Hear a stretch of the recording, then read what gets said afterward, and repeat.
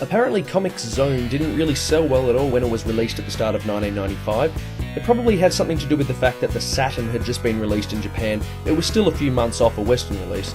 And some new machine had also appeared on the scene, Play something or other.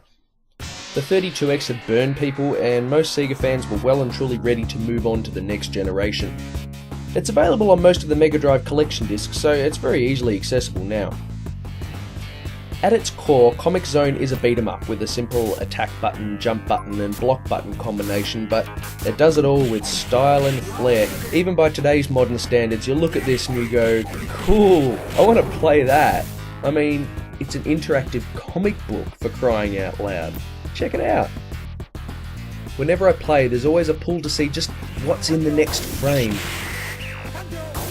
It starts off easy enough, but it soon gets extremely difficult. It doesn't help that your health meter sometimes depletes just by beating things up, and there's pretty much no continues. You die, it's back to the start of the game. In that regard, it's not very accessible. But come on, it's just cool, look at it. Who wouldn't want to play this? I'll say it stands the test of time, but a short time. Most people probably won't have the tenacity to play past the first few levels. It's got the cool factor, just not the long-term factor. Oh, poor old Master Higgins. He gets the girl, marries her, and then while they're on their honeymoon they get separated by a storm. They both wash up on the beach with amnesia, she goes off to get married to the local king, and then suddenly she gets kidnapped by a giant bird. Some people just can't win, eh? This is Adventure Island 2! It's called Super Adventure Island 2, but it's really not much like the first game at all. Whereas it used to be a 100% linear and basic platform game, now it's much more open-ended, almost RPG-ish, and although it's still very much a platformer, Master Higgins has much more control over where he goes.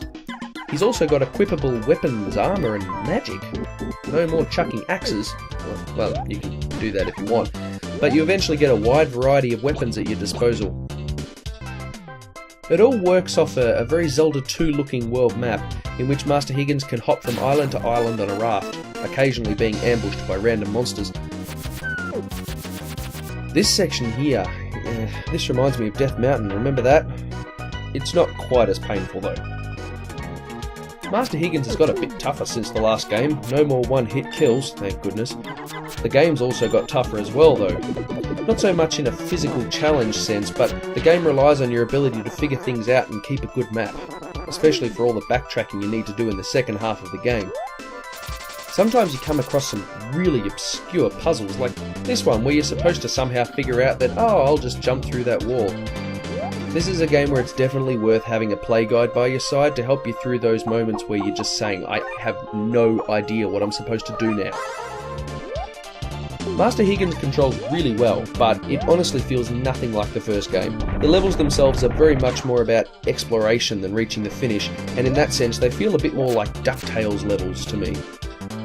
Super Adventure Island 2 is one of the great games that managed to slip through the cracks, and most people probably never even knew it existed. It's been released on the Virtual Console now, so anyone with a Wii can pick it up, and they should. It's surprisingly good.